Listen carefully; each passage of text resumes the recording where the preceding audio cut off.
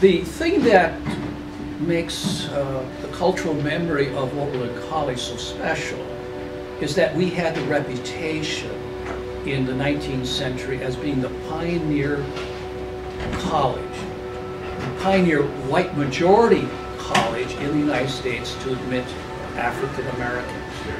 Now, not a lot of African Americans actually did a four-year degree. Many of them entered what we call the college's preparatory department. The preparatory department was similar to a high school today, and people would go to the preparatory department in order to get themselves ready to take on the more rigorous academic subjects within the collegiate department. Well, Oberlin was created because of the vision of some people from upstate New York and Connecticut who wanted to establish a city on the hill, which meant a place where you could perfect society and that you could train people for the ministry, for the education of teachers, and that essentially we were filling what some would say in quotes, the great valley of the Mississippi.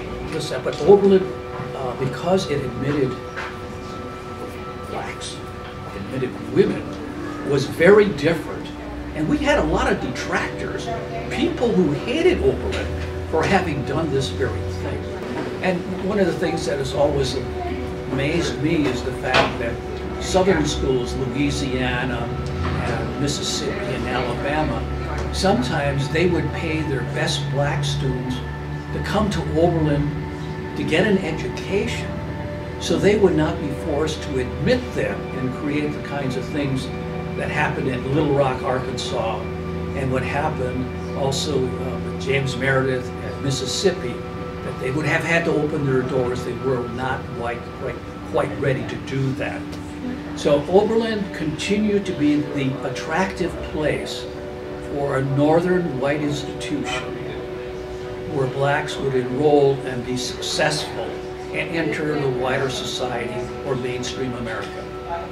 That some people thought to solve the problem of blacks in America was to send them elsewhere. And to send them elsewhere meant to send them to Liberia in Africa, to send them to Haiti, and to send them to Lower Canada. And there were a lot of people who lived on the south shore of Lake Erie who made a decision in the 1850s, and these are what I would say the better off African Americans, to settle into Canada in Amherstburg, Chatham, and Kent, and St. Catharines. And I'm always amazed at the number of African Americans who became Canadians, and that American history became Canadian history. And in Canada, it wasn't only about 25 or 30 years ago that the Canadians came to understand that this was a piece of their history and they could capitalize on it as a piece of tourism, and that people were coming to Canada to see where the storyline ended.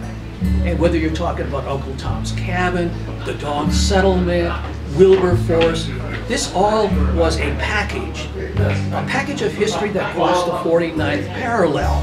Well, Promised Land was a project that was funded by the Canadian government to unearth the larger story about history and historiography of the black experience in Chatham, Kent settlements and beyond.